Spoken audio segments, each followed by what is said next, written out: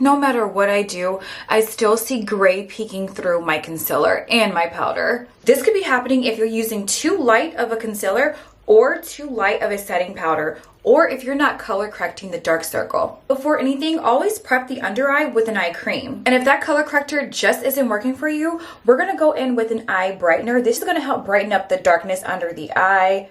You won't have to worry about the orange peeking through your concealer throughout the day or once you set with powder. If your concealer appears to be too light, I would definitely go 2 shades darker and place the concealer away from the under eye. And I like to let my concealer sit at least 30 to 60 seconds. It just sticks better underneath the eye.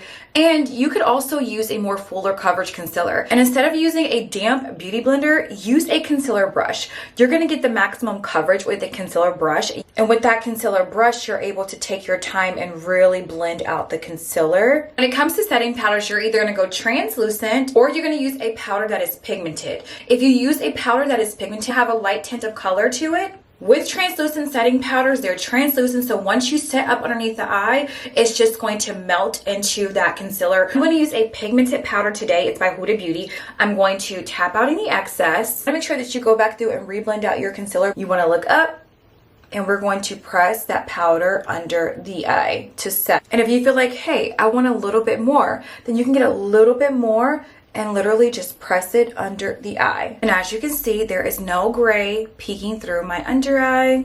That's how you can avoid the gray peeking through. I hope these tips help you. And if you have any other questions, drop a comment down below, girl.